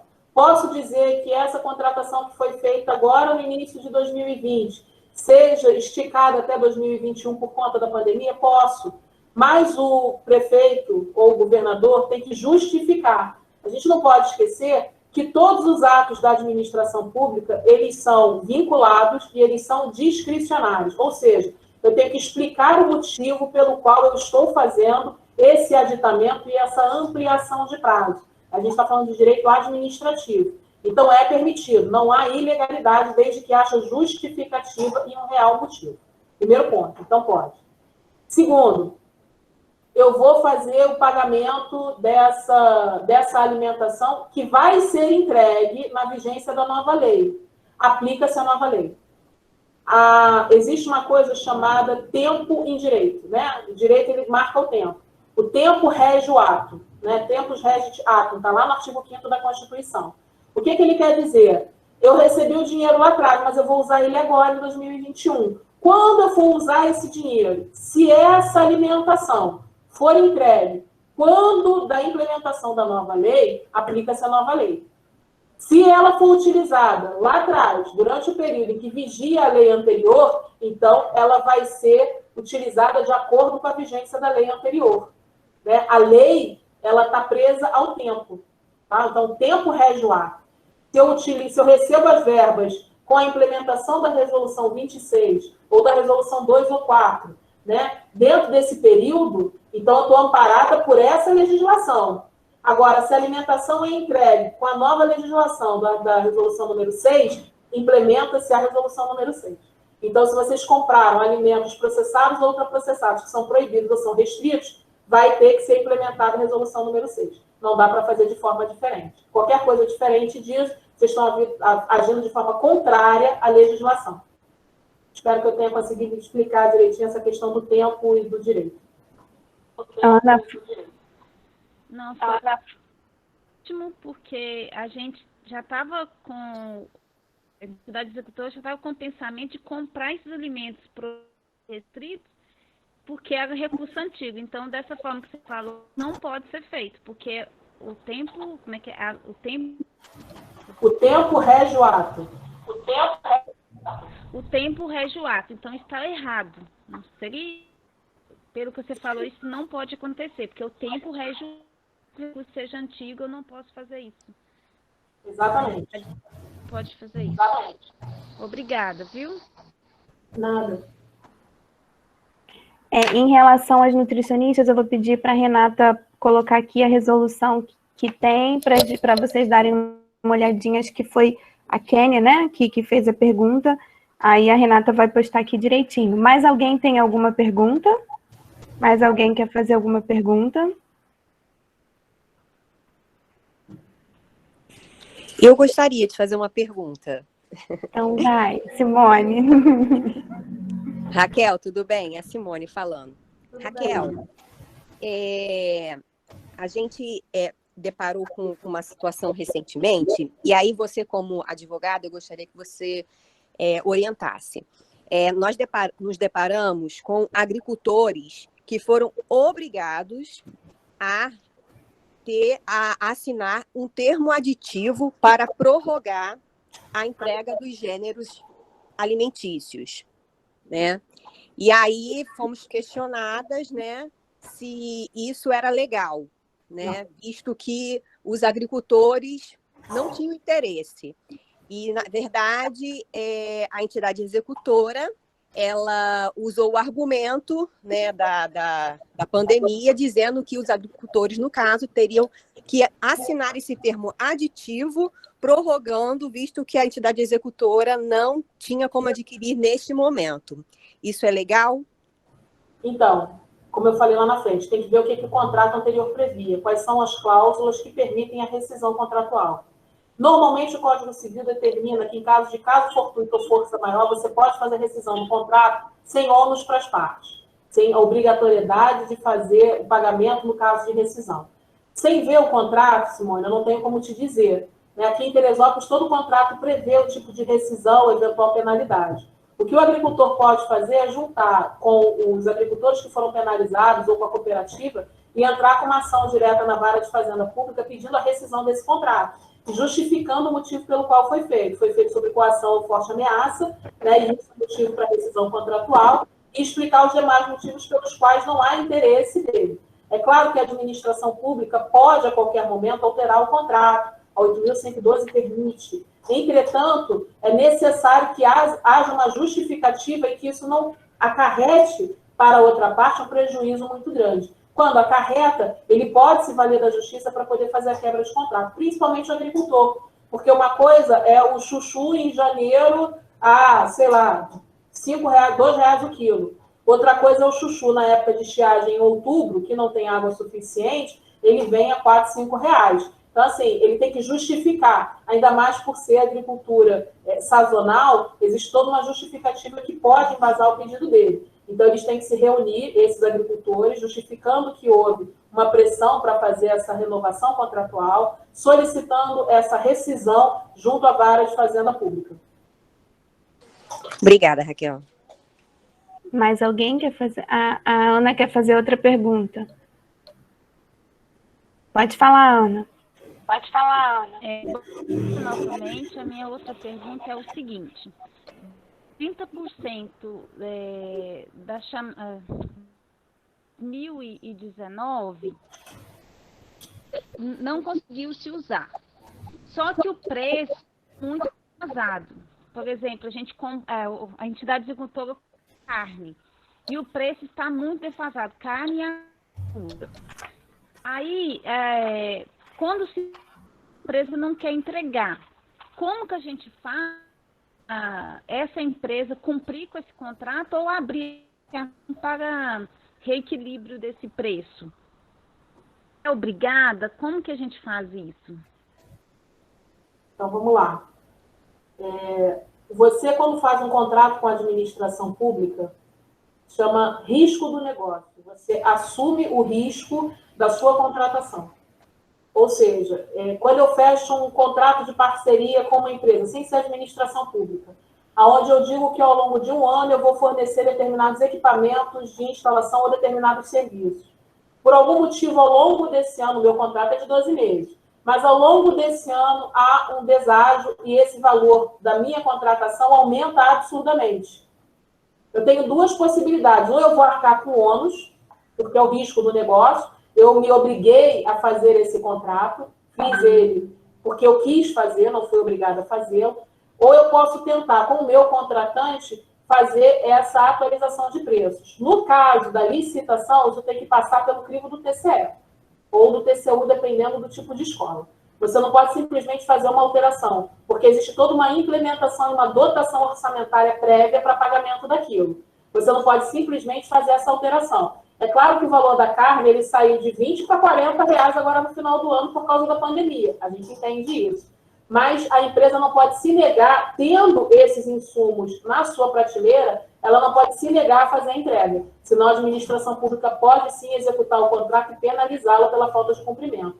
Da mesma forma que o agropecuarista não tem culpa do aumento de preço, a prefeitura ou o governo do estado também não tem. Então, esse é um ônus que você vai ter que avaliar como é que vai fazer essa implementação de preços. Tá? Esse aumento eventual de preços. Obrigada. Obrigada, Raquel. Mais alguma pergunta, gente? Acho que não, né? Então, Raquel, muito obrigada pela sua participação, pelo seu carinho de estar aqui, né? Eu queria que projetassem a última nuvem de palavras nossa. Te agradecer mais e mais e mais por você estar aqui, compartilhando com a gente tantos conhecimentos. Então, gratidão, gratidão, gratidão por tudo. Gente, enquanto projeta aí, né, a nuvem que tirou de aprendizado, então acho que a Raquel esclareceu muitas coisas, falou sobre a prestação de contas, acho que esclarecimento foi a palavra que mais apareceu. Informações de contrato, né, porque a gente tem muita dúvida, que aprendeu bastante, nova resolução, foi excelente, esclarecedora, muito conhecimento. Então, Raquel, acho que a gente conseguiu alcançar o objetivo. Obrigada por tudo. E, gente, eu peço para que vocês assinem a avaliação, tá? Na oficina que as meninas colocaram aqui o link, para que vocês tenham acesso ao certificado e também para que vocês avaliem a nossa oficina. Então, depois a gente vai mandar por e-mail a oficina para que vocês tenham acesso, para que vocês possam tirar depois as dúvidas que ainda ficarem, tá? Então, qualquer coisa, o Secane está à disposição. Tudo que é novo assusta, mas valeu muito. Eu acho que é isso, né? Tudo que é novo assusta, mas aos poucos a gente consegue chegar lá, né? Então, gratidão. Passo a palavra aí para você, Raquel, para você fazer o seu encerramento e a gente se vê na próxima. Gente, eu queria muito agradecer a oportunidade de estar aqui somando com vocês. O trabalho do CAI, né, dos Conselhos de Alimentação, é um trabalho voluntário e um trabalho muito rico, e que é um trabalho social difícil. Nem todo mundo tem esse desprendimento de querer ajudar, de querer estar junto, de querer participar, isso é um fato. Né? A gente normalmente tem essa noção de que a gente só tem direitos e nunca deveres, e poder estar aqui ajudando vocês com um pouco de conhecimento que eu tenho, poder somar a vocês é uma grata surpresa, uma possibilidade ímpar. Só posso agradecer a todos vocês. Trabalhar com o CAI foi um momento de conhecimento do outro lado, né? Como advogada, eu conhecia muito o lado de cada fundações, associações e tal. Quando eu passei para o outro lado, de fiscalizar exatamente, né, a administração pública e tal, foi uma possibilidade ímpar, né? Eu tenho tentado, nos últimos meses, ajudar cada vez mais, porque eu vejo que se eu tenho dúvida, tem gente que tem muito mais dúvida do que eu e que estão muito perdidos. Então, se eu puder lançar a boia para ajudar vocês a navegar um pouquinho melhor, farei o possível. Falei com a Elaine, depois eu pretendo fazer alguns vídeos com algum contador que é muito especialista em associações e fundações para poder ajudar aos demais conselheiros a entender um pouquinho mais disso, porque eu sei que tem muita dúvida sobre nota de empenho, nota fiscal, sobre balanço, conciliação bancária. São dúvidas importantes que a gente precisa avaliar e não conhece, mas eu espero poder somar isso com vocês cada vez mais. E, mais uma vez, muito obrigada a todos vocês. E se precisar de alguma coisa, é só entrar em contato. Depois, o material de hoje eu vou disponibilizar lá no grupo do Secane e no grupo lá do Fórum da FNDE para vocês poderem ter acesso também e tirar as dúvidas. Enfim, fica com Deus e que Papai do Céu possa continuar nos amparando para fazer o nosso serviço. Obrigada mais uma vez. Obrigada, Raquel. Gente, boa tarde, bom almoço, bom sábado para todo mundo. Tchau.